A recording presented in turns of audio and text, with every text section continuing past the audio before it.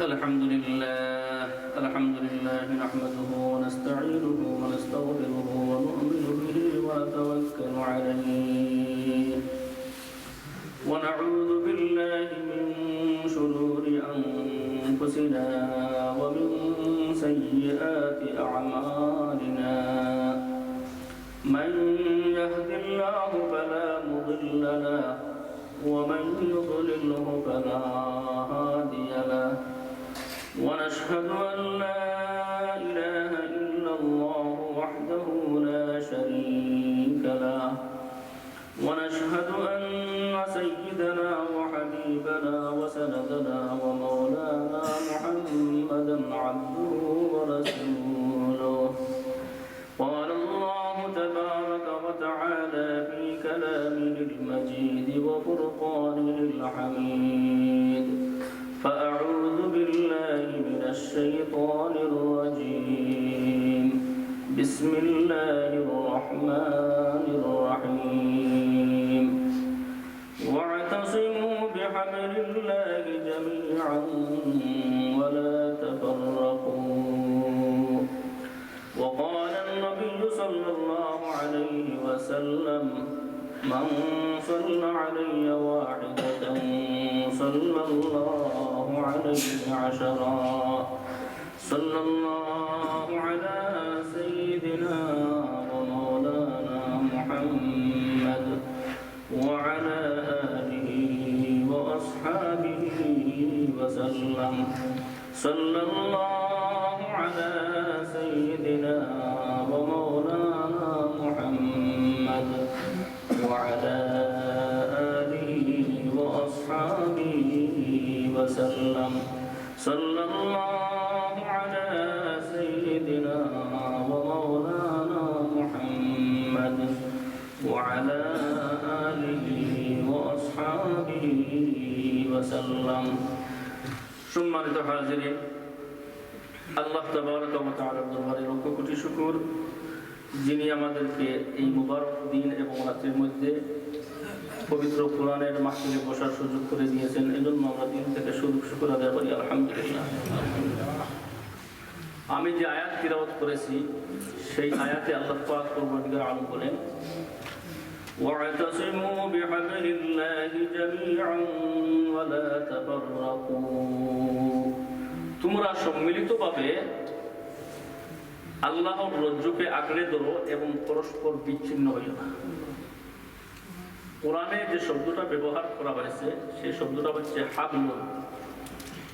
হাবলুন শব্দের অর্থ হচ্ছে রশি বা দড়ি, আর হাবলুল্লাহ অর্থ হচ্ছে আল্লাহর রশি বা আল্লাহর দড়ি।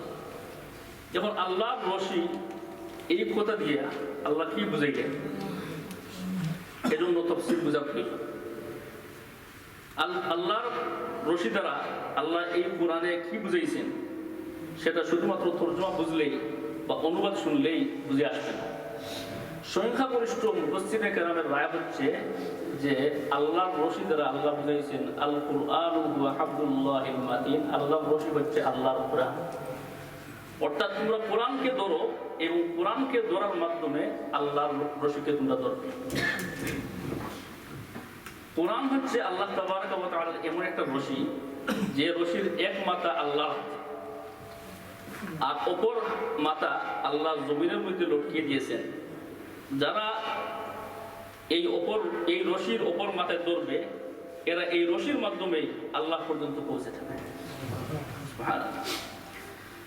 কোরআনকে আঁকড়ে ধরার বিভিন্ন স্তর রয়েছে, তার মধ্যে প্রথম স্তর হচ্ছে কোরআনের তিলাওয়াত।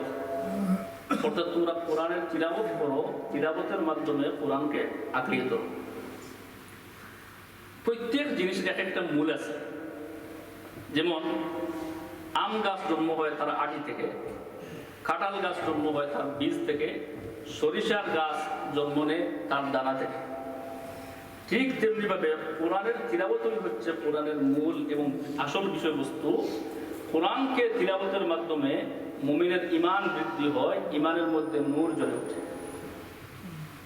এজন্য আল্লাহ তাবারক ওয়া তাআলা কোরআনের এক আয়াতে মুমিনদের বৈশিষ্ট্য কি, কারা মুমিন এবং কারা মুমিন নয় সেই পরিচয়টা তুলে ধরেছে। আল্লাহ বলেন ইন্নামাল মুমিনুনা আল্লাযীনা ইযা যুকিরাল্লাহু ওয়াজিলাত কুলুবুহুম ওয়া ইযা তুলিয়াত আলাইহিম আয়াতুহু যাদাতুহুম ঈমানা। আল্লাহ মুমিনদের পরিচয় তুলে থেকে বলেন মুমিন হচ্ছে তারা যখন তাদের সামনে আল্লাহর জিকির করা হয়, আল্লাহর আলোচনা করা হয়, আল্লাহর বড়ত্ব বর্ণনা করা হয়, তখন তাদের অন্তর কেঁপে ওঠে, আল্লাহর ভালোবাসা এবং মহব্বতে তাদের অন্তর ভরপুর হয়ে যায়। এটা হচ্ছে মুমিন হওয়ার প্রথম আলামত। দ্বিতীয় আলামত হচ্ছে কি وَإِذَا تُلِيَتْ عَلَيْهِمْ آيَاتُهُ زَادَتْهُمْ إِيمَانًا وَعَلَى رَبِّهِمْ يَتَوَكَّلُونَ। ঈমানদারদের সামনে যখন আল্লাহর কালাম পাঠ করা হয়, কোরআন তিলাওয়াত করা হয়, তখন তাদের ঈমান বৃদ্ধি হয়, তখন ঈমানের মধ্যে নূর, হেদায়েতের নূর জ্বলে ওঠে। এখন কোরআনের তিলাওয়াত শোনার পরেও, আল্লাহর আলোচনা শোনার পরেও যদি অন্তর কেঁপে না ওঠে, আল্লাহর ভালোবাসা এবং মহব্বত যদি অন্তরের মধ্যে স্থান না পায়, ঈমানের মধ্যে যদি একটা কাঁপুনি সৃষ্টি না হয়, তাহলে বুঝতে হবে আপনি মুসলমান নয়, মুমিন নয়, আপনি কি মুনাফিক। এটা হচ্ছে মুমিন হওয়ার আলামত। মুমিন যে সে কোরআন শুনবে আর কোরআন তাকে একটু নাড়া দিবে না, তা হইতে পারে না। আল্লাহ কোরআনে কারীমে স্বয়ং রাসূলকে কোরআনের তিলাওয়াত করার কথা বলেছেন। আল্লাহ বলেন সূরা আল্লাহ 21 নম্বর আয়াত পারার শুরুতে আল্লাহ বলেন উযুল মা উহিয়া ইলাইকা মিনাল কিতাবি ওয়া আকিমিস সালাহ। হে নবী, আপনার উপর নাযিলকৃত কোরআনকে আপনি পাঠ করুন এবং নামাজ কায়েম করুন। আল্লাহ এই আয়াতে স্বয়ং নবীকেও কোরআনের তিলাওয়াত করতে বলেছেন, যে নবী তুমিও কোরআনের তিলাওয়াত করো। অন্য আয়াতে আল্লাহ মুমিনদেরকে যে কত বড় অনুগ্রহ করেছেন নবী পাঠাইয়া, এবং এই নবীর দায়িত্ব কি সেটা অন্য আয়াতে তুলে ধরেছেন আল্লাহ। আল্লাহ বলেন লাকাদ মান্নাল্লাহু আলাল মুমিনিনা ইয বা'আসা ফীহিম রাসূলাম মিন আনফুসিহিম ইয়াতলু আলাইহিম আয়াতিহি ওয়া ইউযাক্কিহিম ওয়া ইউআল্লিমুহুমুল কিতাবা ওয়াল হিকমা ওয়া ইন কানু মিন ক্বাবলু লাফী দালালিন মুবিন। আল্লাহ ঈমানদারদের উপর বড় অনুগ্রহ করেছেন এজন্য যে তিনি তাদের মধ্যে, তাদের মাঝ থেকে একজন নবী পাঠাইছেন, যার দায়িত্ব হলো তিনি আল্লাহর আয়াতকে তাদের সামনে পাঠ করেন, এবং ওনার আরো দায়িত্ব হচ্ছে উনি মানুষদেরকে পরিশুদ্ধ করেন, কোরআন এবং সুন্নাহকে মানুষদেরকে শিক্ষা দেন। এই আয়াতে নবীর 4টি দায়িত্ব উল্লেখ করা হয়েছে। তোর মধ্যে প্রথম দায়িত্ব হচ্ছে কি, যে নবী উম্মতদেরকে কোরআনের তিলাওয়াত করে শোনান, কোরআন পাঠ করে উম্মতকে শোনান। হযরত ইব্রাহিম আলাইহিস সালাম খানায়ে কাবা নির্মাণ কাজ যখন শেষ করলেন, শেষ করার পরে আল্লাহর কাছে দোয়া করলেন যে হে আল্লাহ, এই কাবা শরীফকে তুমি কবুল করো, এবং আরো কিছু দোয়া করলেন নিজের সন্তানাদির জন্য। তোর মধ্যে একটা দোয়া ছিল ربنا وابعث فيهم رسولا من أنفسهم يتلو عليهم آياتك ويعلمهم الكتاب والحكمة ويزكيهم। হে প্রভু, তুমি আমার আওলাদের মধ্যে এমন একজন রাসূলকে পাঠাও, এমন একজন পয়গম্বরকে পাঠাও, যিনি তোমার আয়াত সমূহ পাঠ করে তাদেরকে শুনাইবেন, তাদেরকে পরিশুদ্ধ করবেন এবং কোরআন এবং হাদিস শিক্ষা দিবেন।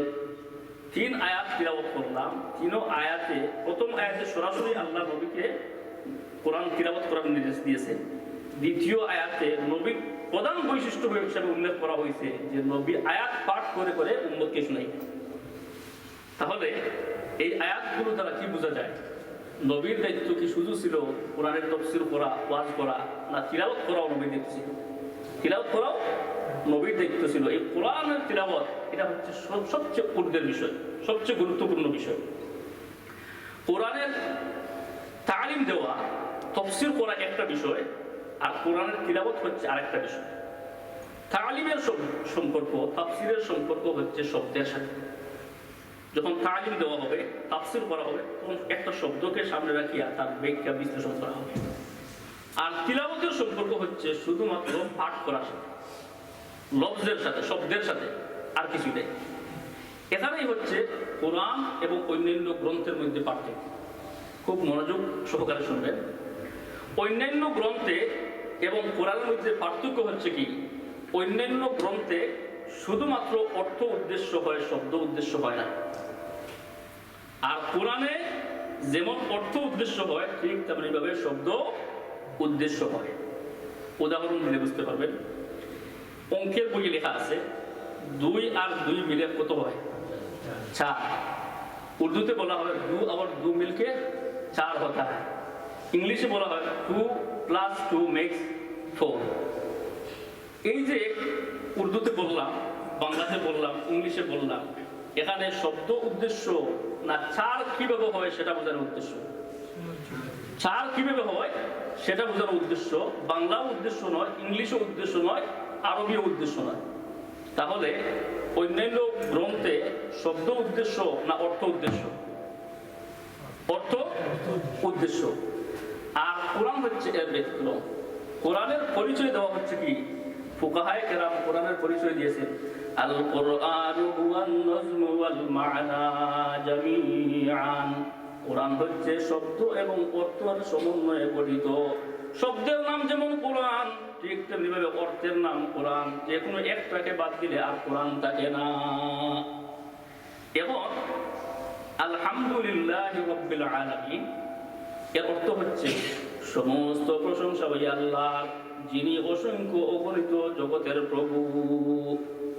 একজন লোক নামাজে দাঁড়াইছে, নামাজে দাঁড়াইয়া চিন্তা করলো যেহেতু আলহামদুলিল্লাহি রাব্বিল আলামিনের অর্থ হচ্ছে সমস্ত প্রশংসা ওই আল্লাহর, যিনি জগৎ সমূহের প্রভু, তাহলে আলহামদুলিল্লাহি রাব্বিল আলামিন পড়িয়া আর আরবিতে এত কষ্ট করার লাভ নাই, আমি শুধু অর্থটাই পড়ি। হাত বাঁধিছে আর হাত বাঁধিয়ে বলল সমস্ত প্রশংসা ওই আল্লাহ, যিনি জগৎ সমূহের প্রভু। তার নামাজ হবে? হবে না। কেন হবে না? কোরআন শুধুমাত্র অর্থের নাম নয়, শব্দ এবং অর্থ উভয়ের সমন্বয়ের নাম কি? কোরআন। আপনারা একটু বলবেন কোরআন। এজন্য কোরআনের হেফাজত করতে গেলে শুধু অর্থ এবং তাফসিরের হেফাজত করলে চলবে না, শব্দের হেফাজত লাগবে। শব্দেরও হেফাজত লাগবে। এই শব্দ হেফাজতের সবচেয়ে বড় মাধ্যম হচ্ছে কি? কোরআনের তিলাওয়াত। কোরআনের তিলাওয়াতের মাধ্যমে শব্দের হেফাজত হবে। কিন্তু আফসোস, আজকে মুসলমান আমরা দাবি করি, কিন্তু দেখা যায় প্রায় 60% মানুষ অথবা 70% মানুষই কোরআন শুদ্ধভাবে পড়তে জানে না। মুসলমানের পরে রবীন্দ্রনাথ ঠাকুরের বই আছে, কবি নজরুলের বই আছে, জসিমউদ্দিনের বই আছে, মাইকেল মধুসূদন দত্তের বই আছে, আলমারি ভর্তি, কিন্তু কোরআন নাই। আর থাকলেও সেটা প্যাকেট বন্দি, সেটা নিজের সামনে আসে না। এজন্য আজকে সমস্ত অশান্তি। কোরআন হচ্ছে মুসলমানদের রোড। যতক্ষণ পর্যন্ত মুসলমান কোরআনকে আঁকড়ে ধরবে ততক্ষণ মুসলমান শান্তিতে থাকবে। কোরআনকে ছাড়ার সাথে সাথে সমস্ত অশান্তি, সমস্ত বিশৃঙ্খলা মুসলমান সমাজে দেখা দিবে। আজকে তাই দেখা দিচ্ছে। আজকে চিন্তা করে দেখেন যে আমাদের বাংলাদেশের কথা আমি বলছি, এখন তো গ্রামে প্রায় 50 জন অথবা 60 জন মানুষের ঘরই পাকা, দালান কোঠা। এরপরে বাড়ির সামনে আবার দেয়াল ফেরানো আছে, মেইন দরজার সামনে এবং পিছনের দরজার সামনে খুব মজবুত করে গেটও লাগানো। কিন্তু এরপরেও রাত শান্তিতে ঘুম লাগে না। কেন লাগে না? কোন সময় কি হয়ে যায় এই চিন্তায় তার কোনো ঠিক ঠিকানা নাই। কোন সময় কি হয়ে যায়। কারণ আগের চোরেরা শুধুমাত্র চুরি করত, এখন শুধু চুরি করিয়াই সে ক্ষান্ত হয় না, মানুষকে হত্যা করে। এই বইয়ে এত গেট, দালান কোঠা, এত মজবুত দরওয়াজা থাকার পরেও শান্তি নাই। তার কারণটা কি? যে আজকে আমাদের মধ্যে কোরআন নেই। এখন থেকে 30 বছর 40 বছর আগের অবস্থাটা দেখেন, মানুষ গরমের মৌসুমে যখন ঘুমাইতে পারতো না, তখন তার ফ্যানের ব্যবস্থা ছিল না, কারেন্ট ছিল না, তখন বারিন্দায় অথবা উঠানে মানুষ খোলা আকাশের নিচে ঘুমিয়ে পড়তো। কোনো ভয় ছিল না, কোনো ডাকাতির ঘটনা নাই, চুরির ঘটনা নাই। বছরে 1-2টা চুরির ঘটনা শোনা গেলেও হত্যা, ধর্ষণ এবং ডাকাতির ঘটনা কয়েক বছরের মধ্যে একটা শোনা যাইত না। তার কারণ কি? আগের মানুষ কোরআনকে আঁকড়ে ধরেছে। আপনারা দেখছেন মাগরিবের নামাজের পরে যারা কোরআন পড়তে পারে না, একেবারে বাঙ্গা, আধা বাঙ্গা, ঠেকঠেরাইয়া কোরআনকে সামনে রেখে কিছু চেষ্টা করতেছে। ফজরের নামাজের পরে প্রতি ঘরে ঘরে কোরআন চর্চা ছিল, মানুষ কোরআন তিলাওয়াত করত। এজন্য আল্লাহর পক্ষ থেকে বরকত ছিল, আল্লাহর পক্ষ থেকে শান্তি ছিল। আজকে আমরা কোরআনকে ছেড়ে দিয়েছি, কোরআনকে ছাড়িয়া অন্যদিকে আমরা শান্তি খুঁজতেছি। সারা দুনিয়ার মধ্যে যদি আমি শান্তি খুঁজি, দম দৌলত ক্ষমতা সব কিছুর মধ্যে যদি আমি শান্তি খুঁজি, শান্তি আসবে না। এটা আল্লাহর ওয়াদা। আল্লাহ বলেন, আলা বিযিকরিল্লাহি তাতমাইন্নুল কুলুব, আমি একমাত্র আমার জিকিরের মধ্যেই শান্তি রেখেছি। আল্লাহর জিকিরের মধ্যে শান্তি, আর কোনো কিছুর মধ্যে শান্তি নাই। আর আল্লাহর জিকিরের মধ্যে সবচেয়ে উত্তম জিকির কি? কোরআনের তিলাওয়াত। সবচেয়ে উত্তম জিকির কি? কোরআনের তিলাওয়াত। হযরত আবু সাঈদ খুদরি রাদিয়াল্লাহু আনহু বলেন, قال رسول الله صلى الله عليه وسلم يقول الرب تبارك وتعالى من شغله القرآن عن ذكري ومسألتي أعطيته أفضل ما أعطي السائلين وفضل كلام الله على سائر الكلام كفضل الله على خلقه أو كما قال عليه الصلاة والسلام.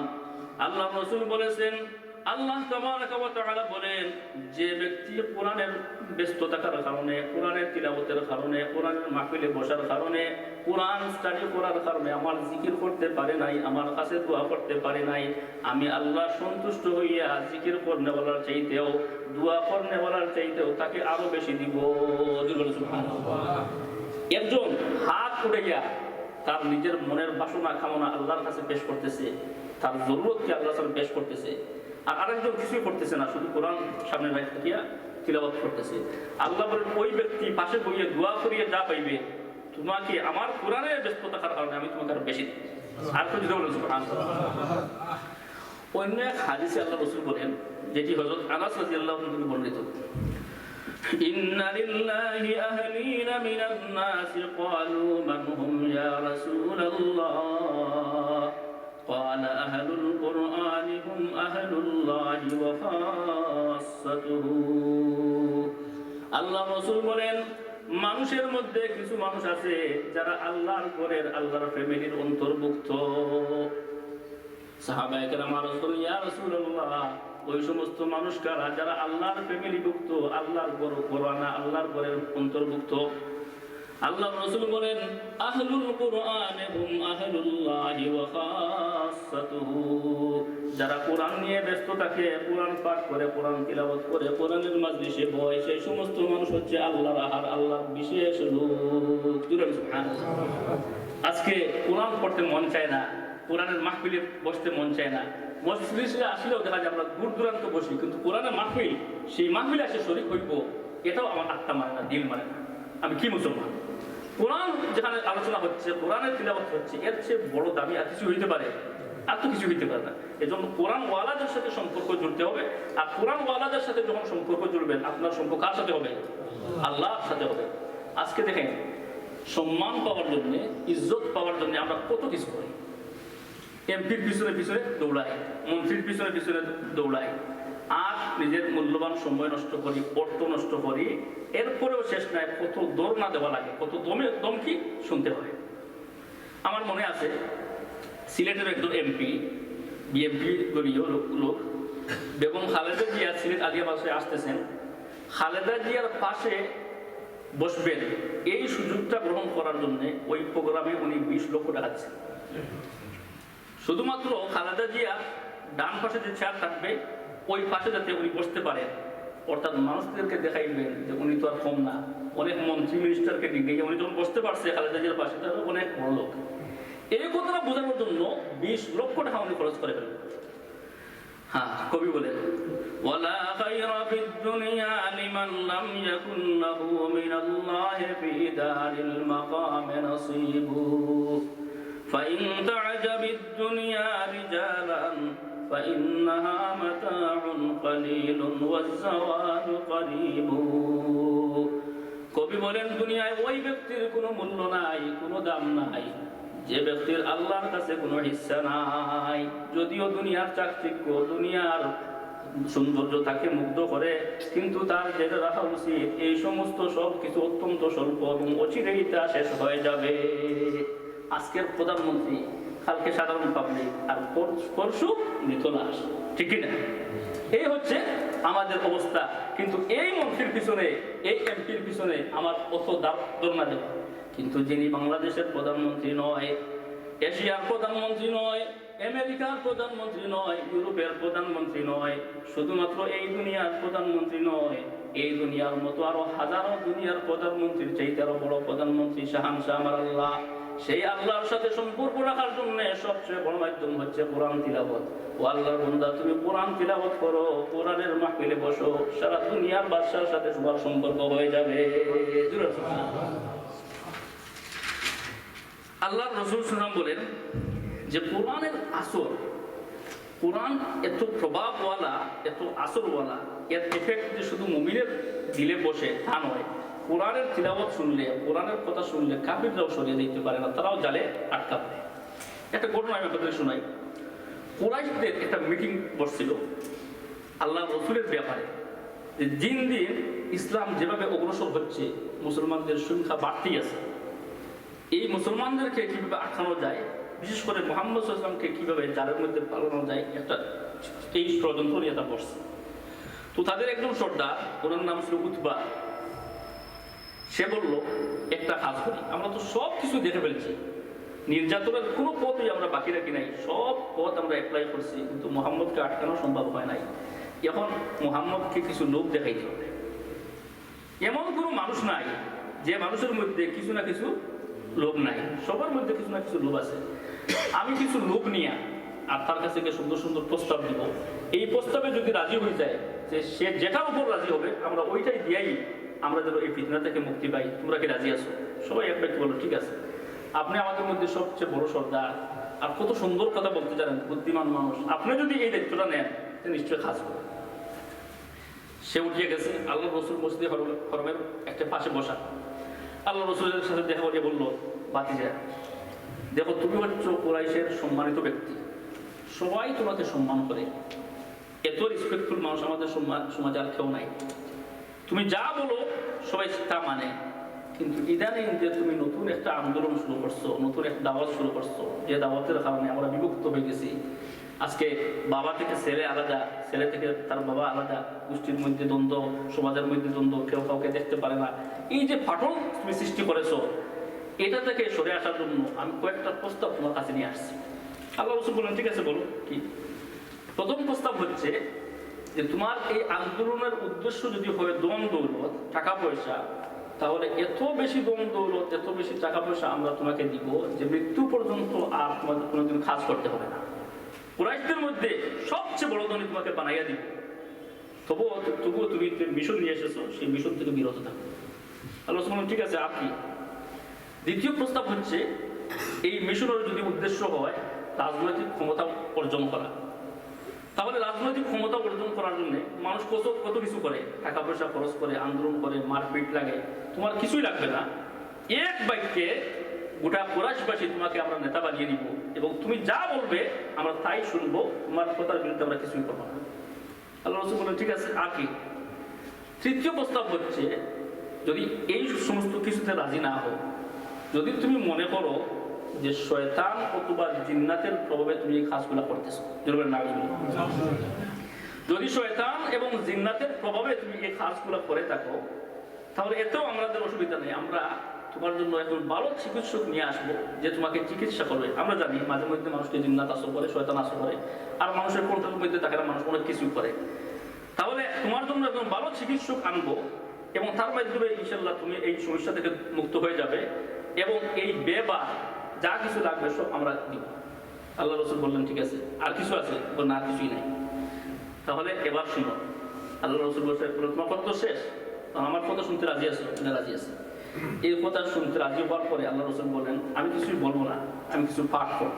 আল্লাহ রাসূল বলেন হামিম তানজিলুম মিনার রাহমানির রাহিম কিতাবুন ফুসসিলাত আয়াতুহু কুরআনান আরাবিয়্যান লিকাওমিন ইয়া'লামুনা বাশীরান ওয়া নাযীরা فأعرض أكثرهم فهم لا يسمعون وقالوا قلوبنا في أكنة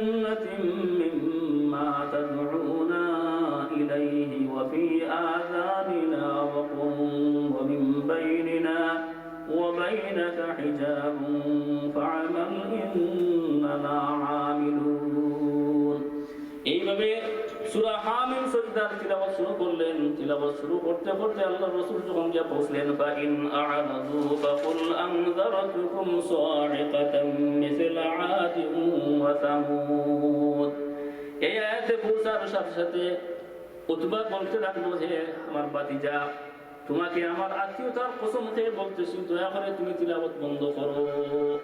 যদি তোমার তিলাওয়াত বন্ধ না হয় তাহলে আমার ভয় লাগতেছে, না জানি এই মুহূর্তে আল্লাহর গজব চলে আসবে। রাসূলের তিলাওয়াত শেষ, এখন সে ফিরে যাচ্ছে।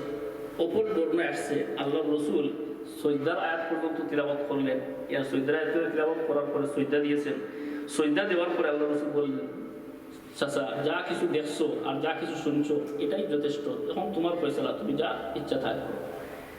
সে সেখান থেকে উঠে গেল।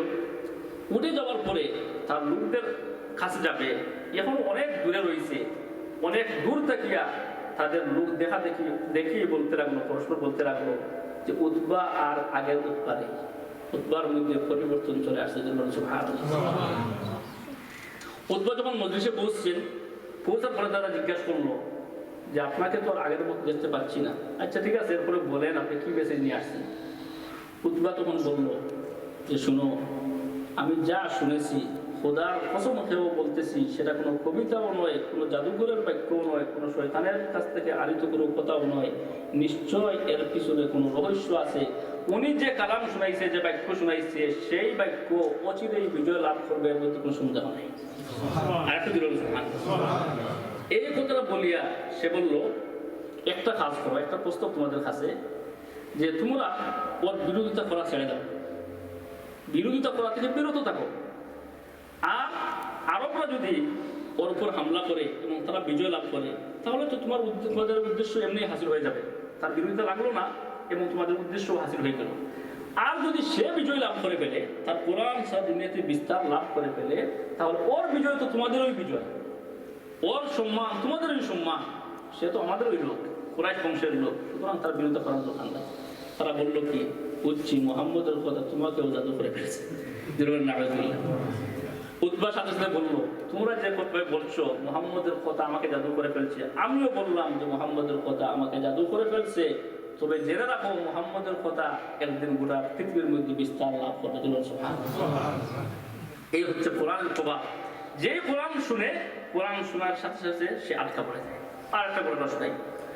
তুফাইল ইবনে দৌসি রাদিয়াল্লাহু আনহু একজন সাহাবী, উনি একজন কবিও ছিলেন, আবার সাহিত্যিক। উনি শুনছেন যে মক্কার মধ্যে একজন লোক নতুন একটা ধর্ম নিয়ে এসেছে এবং সেই ধর্মের দাওয়াত দিচ্ছে। তিনি প্রবল আগ্রহ নিয়ে মক্কায় আসছেন। যেমন আর কথাগুলো আমি শুনি, যেই মাত্র মক্কায় পৌঁছেছেন, হরমের আশপাশে যতগুলো লোক ছিল সবাই তাকে ধরে ফেলছে। সবাই ধরিয়ে বললো, দেখো, আপনি বাহির থেকে আসছেন, আপনি সম্মানিত লোক, কিন্তু আমাদের এখানে একটা সমস্যা চলতেছে। আমাদের এখানে মুহাম্মদ নামে একটা লোক বের হয়েছে, যার কথার মধ্যে এত জাদু, যেই তার কথা শুনে সেই তার হয়ে যায়।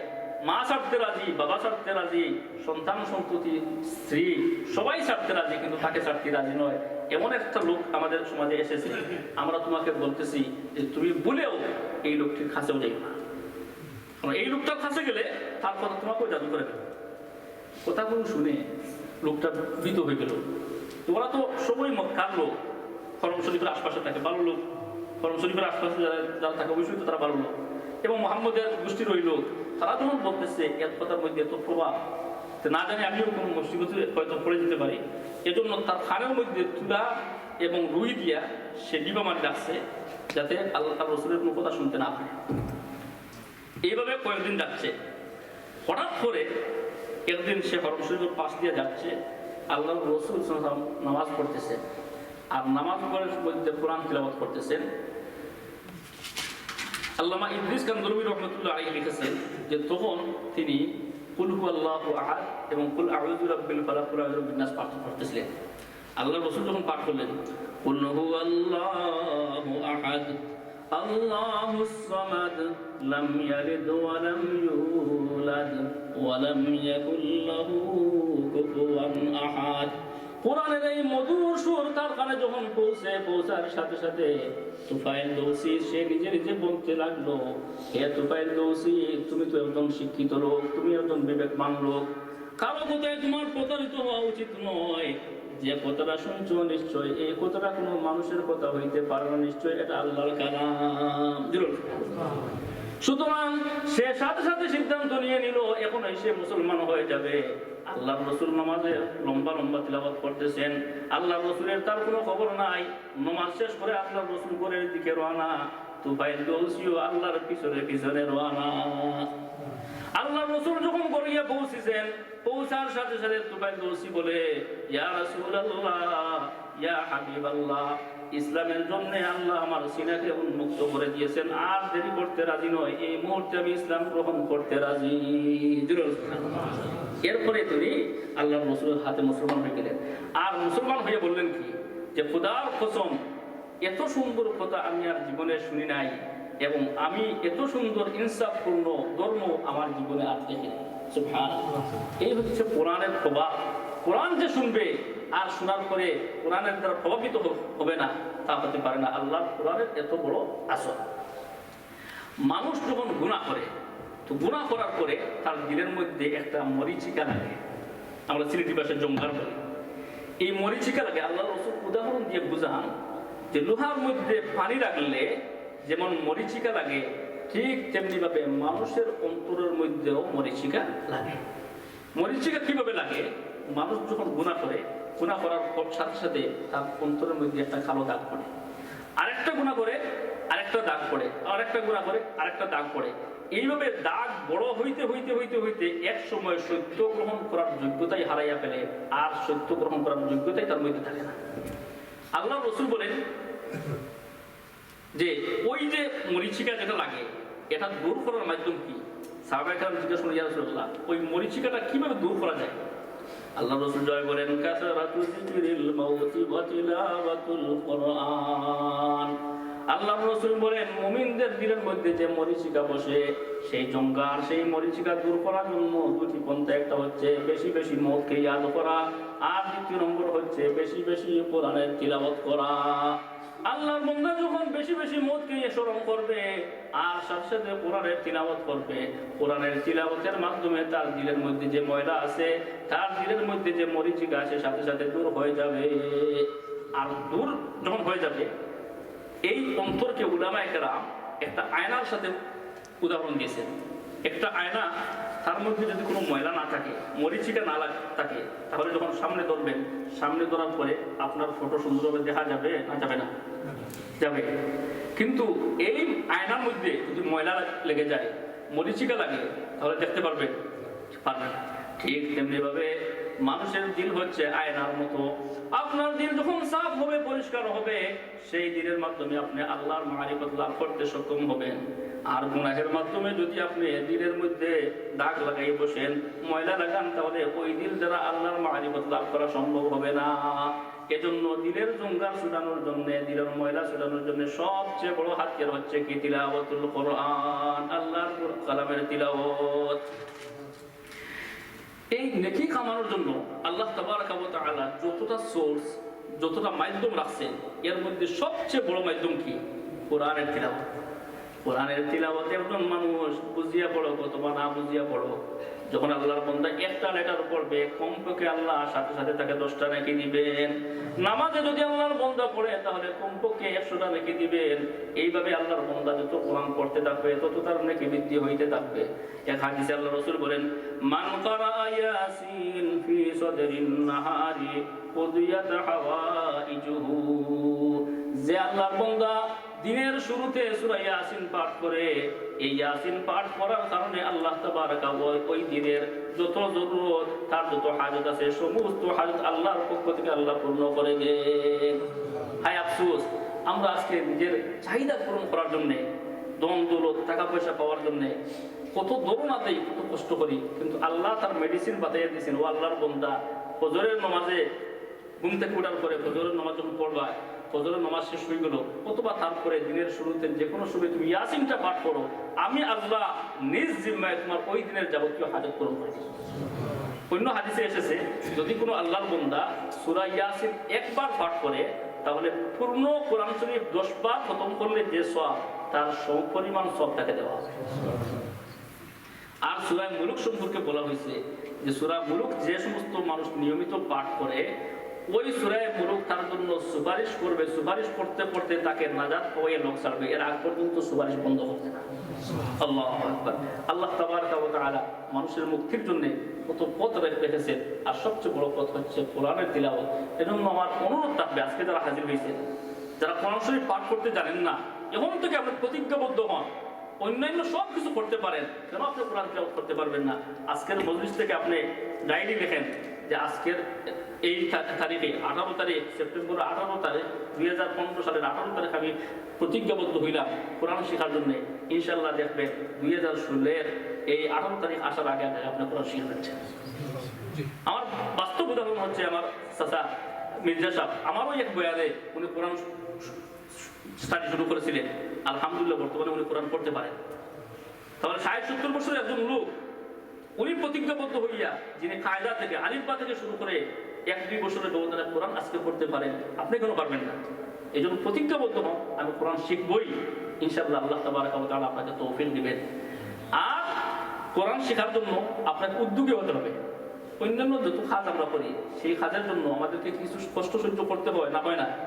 অবশ্যই কষ্ট সহ্য করতে হয়। কোরআন হচ্ছে আল্লাহর কালাম, সেই কালাম তো এত সহজে আসবে না আপনি যদি কিছু ত্যাগ না করেন। এই জন্য ত্যাগ করতে হবে, সময় বের করতে হবে। আমাদের মসজিদে আলহামদুলিল্লাহ মুয়াজ্জিন সাহেব